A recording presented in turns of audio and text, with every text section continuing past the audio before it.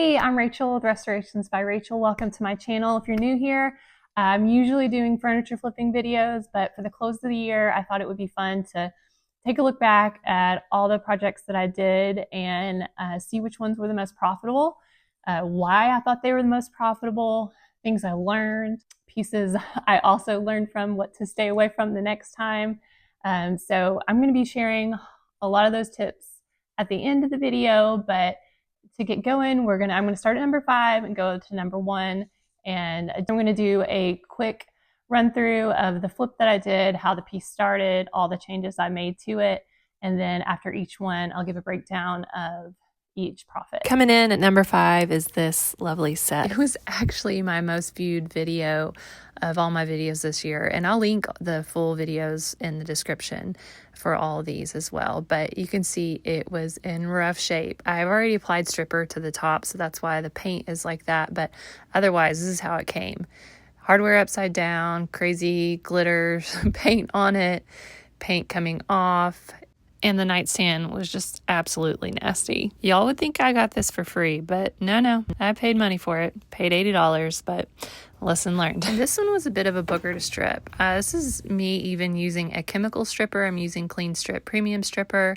That first white layer came off well, but there were 2 layers underneath that were a bit more stubborn, mostly the gray. So I probably should have gone back and tried stripping this as much as I could and saved myself some time, but I got tired of dealing with the stripper and ended up sanding a lot. That was probably not a wise choice by me, but this was a little bit earlier on when I was first learning to strip well. So with this one, it was lots and lots of hours of stripping, cleaning, sanding, scraping, all the things to try to get this paint off, because I originally thought that I was going to strip it down fully and stain it, but I burned through the veneer in some areas. That was a bit of a newbie mistake, and then I ultimately decided I did not want to get every little bit of paint out of the nooks of this. It was just going to be too much effort, so I got it prepped as well as I could before painting. Now, don't let this fool you. I did not hand paint the dresser, but I did not have footage of that anymore.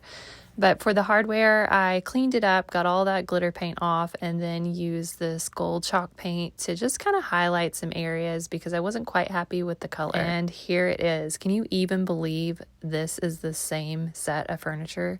It was so nasty before, and it turned out so beautiful and ended up going in a baby girl's nursery, which was so fun. And honestly, how I'd envisioned it. I envisioned it in a little girl's room, and I thought it was a perfect fit for it. So let's get to the numbers. The sales price was $750 plus $25 for delivery. I honestly should have priced charged more for delivery, but that was one of the first times I think I offered delivery, and I just was excited to get it sold. So learned a lesson there. Don't undersell yourself on delivery charges. I had a purchase price of $80, sales tax of $60, and then $60 in other supplies, which brings the total to $530. This one was a lot of learning, not worth buying a piece that is this covered in paint and this dirty. I mean, some people find great joy of look at how this piece started and look at how it is now. But for me, the hours of stripping and sanding became drudgery. So I've just, in the future, it's going to be very rare that I work on a previously painted piece. You will see some in my future videos because I have them in my inventory, but I'm hoping it won't be as bad. And I've learned lessons from this flip that will help me with those future pieces. Next up is this large, beautiful 9-drawer Drexel dresser. It was in great shape. It just needed an update. So I started with stripping the top and then sanding and staining. You can see I was trying to give my best trad wife vibes off with the apron, but I was using it to protect my clothes. I then put 3 coats of a flat top coat on top to protect it. I felt like those top drawers needed an update, so I removed the trim and then added this paneling that has a pole wrap look to it. I cut it to size and then attached it with wood glue and brad nails. I was going to update the hardware, so I filled those holes and any of the dents and scratches with Bondo, and then gave the entire body a good scuff sand all over. Well, at least I thought I did. So next it was time to prime, but unfortunately the next morning I came out to do my scratch test and realized I had not scuff sanded any of that paneling I put on there. And then as I was fixing that, realized I hadn't sanded very well in all the contoured trim areas. So I had to sand all that back and put new primer on, and thankfully it was good after that. I then painted the body in this beautiful dark green, added new hardware, and refreshed the wood in the drawers, and here it is now. This one was certainly one of my favorites for this year. I love how the pole wrap turned out as an accent on those top drawers, and of course the top is just beautiful. So my profit breakdown on this one was I had a sales price of $750 plus $75 delivery. And then you want to take out sales tax of $63. Its initial cost was $100. And then I had about $100 of supplies with the wood paneling, paint, stain, top coat, all the staining supplies and whatnot. So that brings me to $562. I will be honest, I actually thought that I would make a little bit more off of this one because of its size and its name, but it sat for a little while. So, and then I finally had someone purchase it. Actually, technically, I just have money down on it. I will be delivering it here in a few days as the time I'm recording this, but I consider it sold. So that was one of my favorites. I love the design of it, and I was really happy with how it turned out. And I'm glad that it has found a home. Number 3 was this solid oak Bassett Vaughan dresser. I could not believe it when I found it for only $25 at Salvation Army. It was such a steal because it really only had minor imperfections. There were some scratches and gouges in the top and then on the side, but nothing that wasn't easily fixed. I'm going with a stained top and painted body, so I started with stripping and sanding the top. Thankfully, with it being solid wood, I was able to sand out all those dents and scratches that were there in the beginning. This one was extra special because my oldest daughter wanted to learn some of this, so she helped me with a lot of the prep of removing the hardware and cleaning. I then modified the base to give it a more updated look and filled in those scratches on the side. My daughter helped in several more areas, like sanding the top. I would give like a quick example of what to do and then let her do it, and we obviously wiped back the excess here together. And then here I'm showing her how to spray with making overlaps, and she comes in to do it herself, and she did such a great job. So if any of y'all out there are intimidated about using a sprayer, I would highly encourage you to do it. My daughter caught on very quickly. Now mistakes will be made, I still make them, but I was really proud of her. I then painted it in several coats of this beautiful green by Sherwin-Williams, and then gave the top and bottom a good top coat. And after some new hardware, she was all done. I really love the combo of this green with the lighter stained top. The wood grain of the oak is just gorgeous. Okay, so profit breakdown for this one. I sold it for $650. It was $75 for delivery. You take out sales tax of $55. It was only $25 of a buy-in, around $60 of supplies, and that brings me to $585, which is just $23 more than that larger dresser. So this one was a good investment. I was really happy with how it turned out. I also love that I got to do it with my daughter and help her teach or learn some skills, and so that was extra special outside of it being one of the top money makers.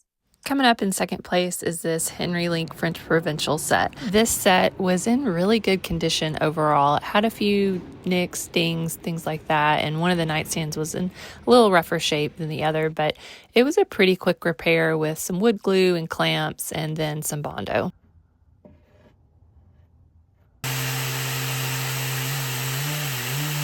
One of the drawer fronts also had some peeling veneer. I knew I wasn't going to be staining this or anything, so I just peeled that back and repaired that with Bondo as well. The tops were laminate, so I made sure to scuff sand them really well so the paint would stick, and then for the bodies, I scuff sanded and smoothed out any dings or scratches. And then I added liquid sandpaper to all the crevices of the drawers to help with the paint adherence. And then it was time to prime, and usually this time is when I will see other imperfections I need to fix, like filling in gaps with caulk. I then painted it in this pretty neutral called Fauna by Wise Owl. If you're looking for a similar color, Sherwin-Williams has one called Accessible Beige. And then for the hardware, it did not polish up uniformly, so I sprayed it with this spray paint that I love. I then added this pretty floral drawer liner, and here it is finished. Isn't it lovely? These old sets that are in that dated yellow finish can clean up so well with just some paint and obviously some TLC, but I love how it turned out. This one was my first Etsy sale. It's my only Etsy sale that I've made, but I know actually that it contributed to a higher selling price because had it listed at home for $12.50. Someone was willing to come and look at it for $1,100, but that's without tax. Like I'm going to have to pay sales tax on it, but because I sold it on Etsy, Etsy collects that sales tax. So I ended up netting from after the Etsy fees $1,533.86. I paid delivery fees of $368.50. My buy-in was $200 originally, and then I had about $75 in supplies. So that brought me down to $890.36. So I consider that a really good profit on only $200 of buy-in. There wasn't a whole lot of damage to this piece. The extra work with Etsy, with the communication back and forth with the shipper and the buyer, it really wasn't a whole lot of extra work. And to me, it was worth, I ended up making probably $150 to $200 more with selling it on Etsy versus selling it at home. And that was worth a little bit of extra time, in my opinion. All right, are y'all ready for number one? This is another Henry Link dresser. Similar yellow finish, but this is a faux bamboo dresser. I got it at an online estate sale. I was really happy to have snagged it because these can go for a pretty penny. So you can see I found some funny little trinkets in there, but let's get going to making it over. This dresser has a really similar construction to the French provincial set that was just the previous set. So I had to scuff sand the top really well and then around the drawers as well. With it being a faux bamboo set, there were some areas around the bamboo that I had to hand sand to make sure that I sanded them well. For this, I wanted to make sure I got a really smooth finish, so I filled in a lot of areas with Bondo spot and glazing putty. You'll see that I use a lot of this later on. But first it was time to prime. This was my first time to paint a Formica top, so I actually didn't do as well as I'd hoped. The first time it didn't stick very well, so I had to sand all that off and redo it, but it was a helpful lesson for my other flips like the set that you saw previously. After doing more filling with the glazing putty, I then painted it in this beautiful light blue. And then again after that, I had to use so much of that glazing putty. A big lesson I learned here is to do a lot more sanding early on with this type of finish, just to get a lot of that texture out. So then it was time for more paint, but this is where I started having trouble with my paint sprayer overheating on me, and it was affecting the paint. So I had to struggle through figuring out why that was happening, and then once I figured out it was my sprayer, I had to spray it in sections and let it rest a bit before spraying some more. I gave the hardware my typical water and vinegar bath to clean it up. All that paint that was on there didn't quite come off, so I ended up spraying it in a pretty gold, and here it is. This turned out just like I envisioned. Yes, it was a lot of work to get that really smooth finish, but goodness, once you see the end product, it was so worth it. Also, before doing this dresser, I did not see what the big hype was about faux bamboo, but once this was finished and I got to see it in person, I knew why. It really is lovely. And my most profitable flip, the sales price of just the dresser, which you just saw, was $1,100. That included delivery. That was originally my listing price, but I negotiated with the lady. She said she'd be willing to pay that price with delivery. So I agreed to it because, I mean, it's a really, really high price that you're getting for the dresser. It's a good profit, and I was very happy about it. What I didn't show in the video is I also had the mirror, and I redid that. as I went along with the dresser, and I ended up selling that later for $150. So I consider altogether that $1,250 that I made. So I take out the $185 that I initially paid at the estate sale, and then there's $95 of sales tax, and then around $65 of supplies. That brings me to a final total of $905, which is pretty amazing. If I hadn't had issues with my paint sprayer and having to repaint several times, then that would have been an even better profit. Just thinking about time, how much hour you're making per hour. And so I was really happy with that one. And the biggest takeaway I feel like I have from this one is Google image search. So I use Google image search, and by looking at the pictures on the listing and seeing other Henry Link pictures, I knew, like, basically 99% sure that it was a Henry Link dresser, and that's something that I could resell for a lot. So I was really excited when I got it for $185, because I mean, some of the other prices that I've seen around here, it's like minimum $300 that people are selling them for as is in their vintage condition, and it's probably more. All right, so we have done the breakdown of the cost and how much I ended up making on each of them, but I also want to walk through what are the things that I'm now thinking about when I'm purchasing pieces. What am I thinking about, like, with my plan for them, all those steps that I think play into helping you get a higher profit. I think the first key thing is, are you buying a quality brand? Does it have a maker's mark? Is it a brand that someone's going to recognize and it says quality? That's going to help you put a higher price on your furniture. Now, secondly, to go along with the quality of the piece, the quality of your work is very important. So are you cleaning it well? Are you doing the prep that you're supposed to? Are you making sure you're filling any dings, scratches, cleaning up overspray? Are you doing things like putting wax in the drawer to refresh the wood if you're not lining it? Are you adding liners? All those little details, and of course they do take time, so you have to weigh that. But I think all those little details help build your brand, that you care about your work, you care about the details, and that they're going to get a quality piece of furniture. Because I've had friends that bought cheaper pieces off of Facebook Marketplace, and they maybe weren't prepped as well. Like, paint's already chipping off just a few months into owning it. So like when I'm doing the scratch test on my pieces to make sure that the primer has adhered well, that the paint has adhered well, and then fixing it if it's an issue, those are big pains to do and not something I want to do. But I'm also thinking long term, like, if I was the buyer, would I want to be spending my money on something that is going to, like, be broken or damaged here soon? So those are just all things that I think are important.